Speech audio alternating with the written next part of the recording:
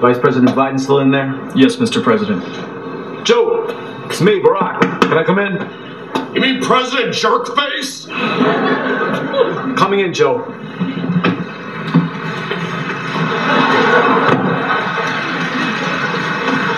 Joe, been locked inside your room all day. What's wrong? What's wrong? Are you serious? Do you really not get it? Does this have something to do with the whole gay marriage thing? Doy! It's not fair, okay? I was the first one who said it should be legal, but now you're the one getting all the credit. That's not true. Oh yeah? Oh really? Then why are you all dressed up? I'm going to a gala with Lady Gaga and Elton John. See? That should be me. Vice presidents never get to go anywhere. Joe, come on. You should be proud of what you did on Meet the Press. You're a great vice president, Joe. I'm Sarah Howard. And I'm Zack. And this is Channel 3 News reporting on how same-sex marriage affects the world we live in today. First off, some interesting facts about same-sex marriage. Zack? Statistics show that there are 594,381 gay couples in the United States. And there are 1.2 million gays in a couple currently. And California has the most gays with 31,981. While North Dakota has the least gay couples with only 703. And with some significant cities, we have New York City with 47,000 couples, Los Angeles with 12,000, and Chicago with 8,000. Now, same-sex marriage affects many different aspects of our society, including religion. While most religions do not support gay marriage, some do. Now over to Marisa Gonzalez, who is reporting on how same-sex marriage affects religion. Thanks, guys. Some feel that God made Adam and Eve, not Adam and Steve, while others, like Mark McKinnon, feel that gay couples should be just as miserable as straight couples. Now, a small portion of the population that is extremely religious and conservative feel that gay marriage is against the Bible and morally wrong. God loves all people, okay, and He's created life to be a certain way, and there's those who say, okay, I believe that and trust that, and there's going to be others that say, well, I don't. And when it comes to marriage, I'm a firm believer that marriage is created for a man and a woman.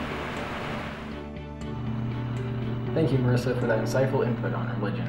Now, not only does same-sex marriage affect religion, it also affects our economy. Research has actually shown that same-sex marriage could help boost our economy in this recession. Now over to Scott Allison with more information on the topic. Thanks, guys. Here are a few things about gay marriage, how they affect the economy. First, if same-sex marriage was legalized in California, it would bring in nearly $700 million to the California wedding industry. Also, it would pump in almost $65 million into the new revenue into the state budget over the next 3 years. Finally, if it was a federal law, gay weddings would generate almost $1 billion in revenue each year. Okay. Wow, I didn't know that same-sex marriage could affect our economy like that. And it affects the society also. In the last decade, the number of gays have increased by 20%. Wow. Now over to Marisa Gonzalez with more information on the topic of how same-sex marriage affects our society. Thanks, guys. In 2003, 44% of people had a colleague, relative, or friend who was gay, but now that number is 69%.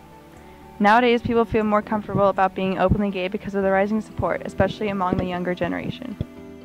What is your view on the topic of same-sex marriage, and why do you feel this way? I definitely think that same-sex marriage should happen for it to occur.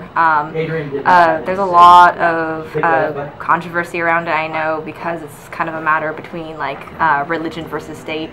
However, I feel like it should happen because, the Constitution does provide equal rights for everybody, and a number of amendments and a number of court rulings.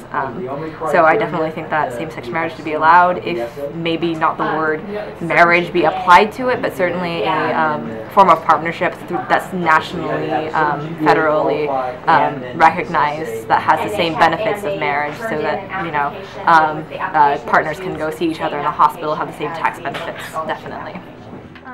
However, people opposed to same-sex marriage feel that having gay parents is not fair to the children, and every child deserves a mom and a dad. Chief Justice Moore of the Alabama Supreme Court feels that homosexuality is destructive to a basic building block of society, the family. On the other hand, Clay Aiken predicts that in the next 20 years, we're going to look back at this and be ashamed of the fact that we didn't let gays get married, just like we didn't let people of different races get married.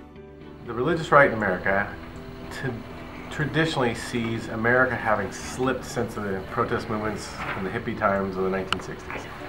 That's when women challenged their basic jobs. That's when people all of a sudden started challenging authority. That's when people all of a sudden started questioning God and talking about other kind of religions. That's when the Supreme Court said you can't have prayer in schools if it's a public school. That's when a whole bunch of things happened that from the religious rights perspective has been nothing but a downhill slide. It seems, for whatever reason,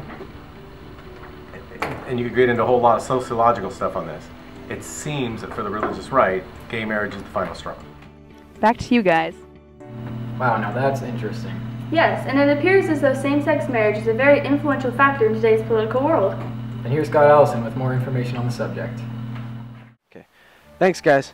A couple of weeks ago, President Obama was interviewed on ABC and he announced that he is pro same-sex marriage.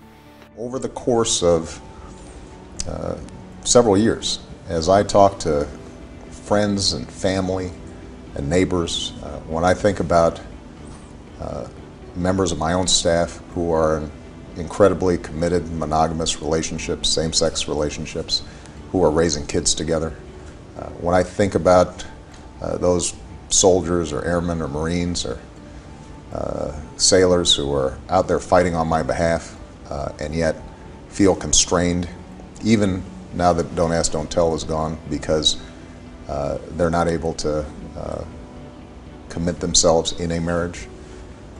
At a certain point, I've just concluded that for me personally, it is important for me to go ahead and affirm that I think same-sex couples should be able to get married. According to New York Times, 67% of those surveyed said that they thought Obama said it mostly for political reasons, but 24% said it was mostly because he thinks it is right. And Mitt Romney is banking on the idea that Obama will lose many supporters because of his comments, because most of Americans are against same-sex marriage.